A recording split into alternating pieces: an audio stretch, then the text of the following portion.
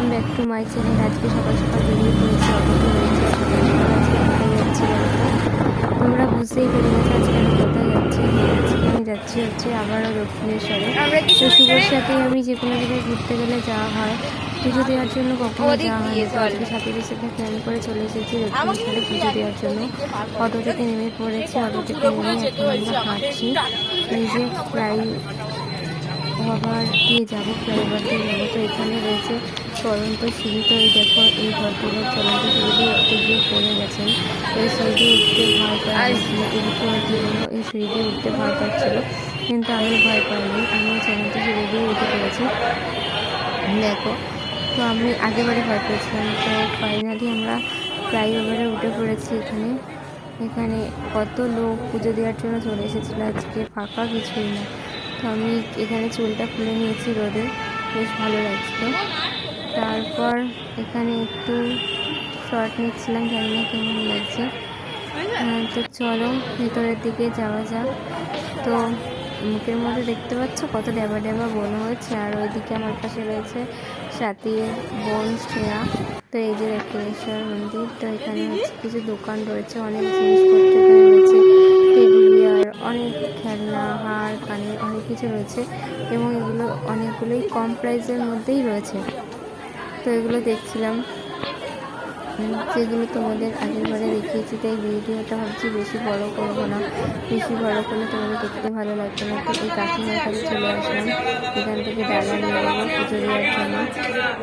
তো এই first time আমি দক্ষিণেশ্বরের মন্দিরে এসে পুজো দিচ্ছি, কারণ একটা এক্সপিরিয়েন্স, খুব ভালো লাগছে।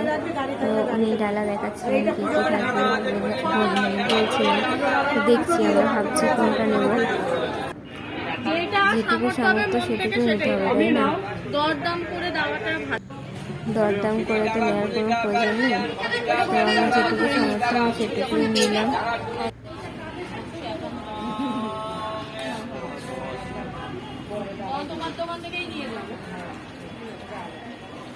সাথীও নিয়ে নিয়েছে, এখানেই জুতো রেখে দিয়েছি, জুতো রেখে দিয়ে এবার আমরা যাচ্ছি পুজো দেওয়ার জন্য। আমি সকাল থেকে না খেয়ে রয়েছি, পুজো দেবো বলে সকাল থেকে কিচ্ছু খাইনি, কিচ্ছু খাইনি।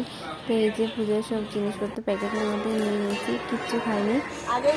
তো চলো তাড়াতাড়ি গিয়ে পুজোটা দিয়ে দিই। তো এখানে এইদিকেও ভয় পাচ্ছে, আমি নেমে গেছিলাম, নেমে গিয়ে আবার উঠেছিল, আমাকে উঠতে হচ্ছে কারণ ওরা ভয় পাচ্ছে। আমি তো উঠে তোদের জন্য কিন্তু তোর বোনকে নিয়ে আসছি আমি। দাঁড়া আমি আসছি, আমাকে ওটা করালি তো আবার বল। নেমে যাচ্ছি, দাঁড়া আমি যাচ্ছি, তাই নামলো। তো ফাইনালি চলে এসেছি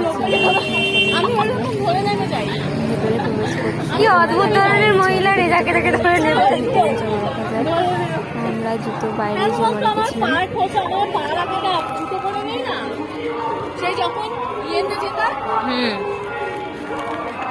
এখানে সবসময় ভিড় থাকে, সবসময় অনেকে আসে পুজো দেওয়ার জন্য।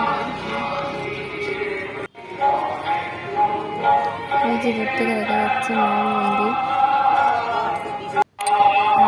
এই যে আমি পিছনে মায়ের মন্দির। তো পুজো দেওয়া কমপ্লিট, কারণ ভেতরে ফোন অ্যালাউ করেনি। আমাদের পুজো দেওয়া কমপ্লিট, এখন দেখো আরও ভিড় বেড়ে গেছে।